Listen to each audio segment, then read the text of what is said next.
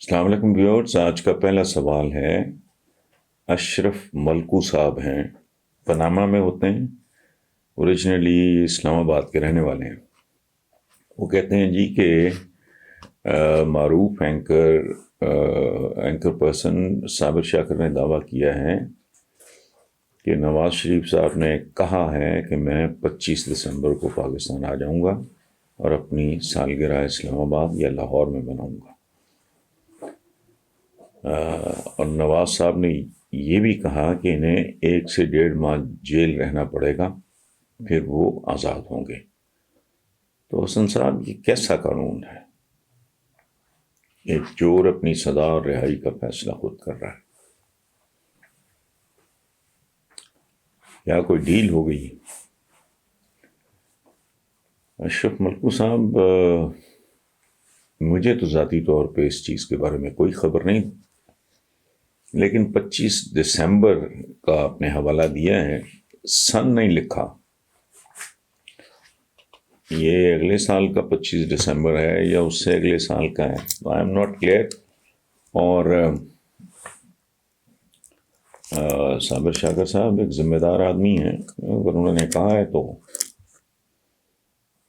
I don't know, I can't say anything. میں نے نہ کسی اخبار میں ایسی کوئی بات پڑھی ہے، نہ میں نے کسی اور سے کوئی ذکر سنا ہے۔ سو جب تک واضح نہیں، صورتحال واضح نہیں ہو جاتی یا میرے علم میں کوئی بات نہیں آتی، میں آپ نے جو جملے لکھے ہیں کہ اس ملک کا قانون اور یہ اور وہ، میں اس وقت تک اس میں تبصرہ کرنے سے قاصر ہوں۔ سلمان حمید صاحب ہیں جی، پشاور سے۔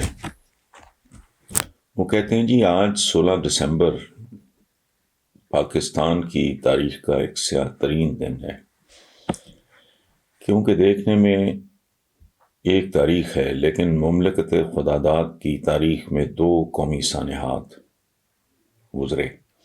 ایک سانحہ سقوط ڈھاکہ اور دوسرا سانحہ army public school.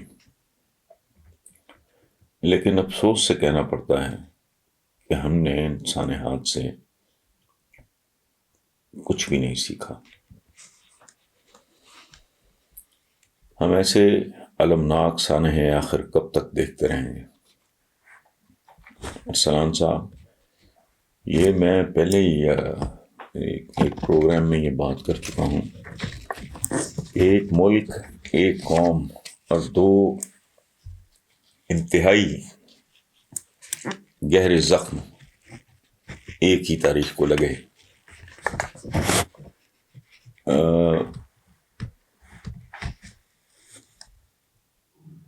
Fall of Dhaka کی تو ایک تاریخ ہے، شریف الحق دالیم بی رتم جیسے ہمارے ستارہ جرت ہوتا ہے، ان کی کتاب ہے بنگلہ دیش ان انٹولڈ اسٹوری، یا اس طرح کا عنوان ہے، اسٹوری ہے یا کوئی اس طرح۔ آپ پڑھ لیں، آپ کو سمجھ آ جائے گا۔ وہ جو ایک شعر ہے، آپ نے سنا ہوگا، لمحوں نے خطا کی تھی صدیوں نے سزا پائی، انصاف کے بغیر گھر نہیں چلتا۔ یہ ریالٹی ہے۔ یہ جو ہمارے اسلاف کی جو وزڈم ہے کہ کفر پہ قائم معاشرہ زندہ رہ سکتا ہے، ظلم پہ نہیں۔ اور ظلم ہوتا ہے بنیادی طور پہ ناانصافی، گھر ٹوٹ جاتے ہیں۔ یہ تو ملک اور ملک بھی ایسا جس کے درمیان تقریباً 3000 کلومیٹر کا فاصلہ، سمندری 1000 سے زیادہ کا زمینی فاصلہ، اور سوائے مذہب کے کوئی قدر مشترک نہیں، قطعاً۔ یہ تاریخ کا ایک حیرت انگیز فیصلہ تھا۔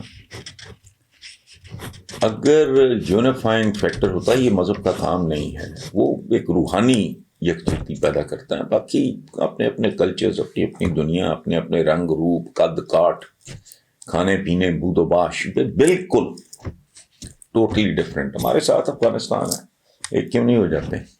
ایران ہے ساتھ، ادھر اس نہیں ہوتا اس طرح. تو صرف مذہب کی بنیاد پہ یہ سوچا گیا تھا. اور میں آپ کو اپنا ایک ذاتی تجربہ شیئر کروں کہ جب میں نے پنجاب یونیورسٹی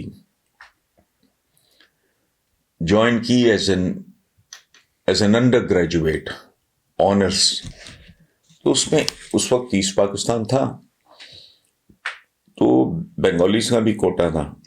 تو ہمارے بے شمار بنگالی کلاس فیلو تھے. ہاسٹل بھی ایک ہی تھا، دوستیاں بھی تھیں. اور میں بڑی دیر بنگلہ دیش ٹی وی آج سے چند سال پہلے تک میں دیکھتا رہا. خاص طور پہ میں دیکھا کرتا تھا، مجھے تو بنگالی شنگالی نہیں آتی، میں دیکھتا تھا کہ شاید کسی پروگرام میں مجھے اپنا کوئی ہاسٹل فیلو یا کلاس فیلو مل جائے. اس کے بعد وہ دکھائی نہیں دیا. بڑا میرا تو ایک ذاتی عجیب سا تجربہ ہے. اسی طرح عامی پبلک اسکول یہ ہمارا اپنا کیا ہوا ہے. اب جہاں تک تعلق ہے کہ اتنے بڑے سانحات سے اگر بندے کی مت ماری گئی ہو تو سانحہ بڑا ہو یا چھوٹا، سیکھتا بیکھتا کوئی نہیں. سیکھنے کے لیے خاص طرح کا فہم چاہیے، خاص طرح کا لیول چاہیے. ہم نے تو بحیثیت عالم اسلام اپنی گزشتہ چند صدیوں کے زوال سے کچھ نہیں سیکھا. ہم برج العرب بناتے ہیں، ہم پتہ نہیں کیا کیا فاؤنٹنز بناتے ہیں، تو پتہ نہیں کیا کیا کرتے ہیں، بلڈنگز بناتے ہیں. مجھے بتائیں کہ پورے عالم اسلام نے، دوسری بڑی پاپولیشن ہے دنیا کی، کتنے بڑے سائنٹسٹ پیدا کیے، کتنے بڑے مفکر پیدا کیے. ایویں ہم کھینچ کھونچ کے بنا لیتے ہیں فلانا شاعر فلاں ہے تو فلانا شاعر ٹمکاں ہے. کوئی فلاں ٹمکاں نہیں ہے، کوئی ایک سائنٹسٹ ہے. ہماری زندگیاں صبح سے رات تک جن چیزوں کے ساتھ بسر ہوتی ہیں ان میں سے کوئی ایک چیز بھی ہماری تخلیق نہیں ہے. ہمارے ہاں آج تک خون دینا حلال ہے کہ حرام ہے، اعضاء ڈونیٹ کرنے یا گفٹ کرنے یا جو بھی ہے یہ حلال ہے کہ حرام ہے. اچھا، میں تو چند دن پہلے میں نے ایک اور سوال اٹھایا کہ اینستھیزیا جو ہے وہ تو بے ہوشی کی آخری لیول ہے، تو اینستھیزیا بھی حرام ہے. تو کسی کا آپریشن کرنا ہے، سرجری کرنی ہے تو ہوش کی حالت میں کرو. سیکھنا آتا ہے جب دماغوں کے دریچے کھلتے ہیں، علم سے، تعلیم سے، تربیت سے.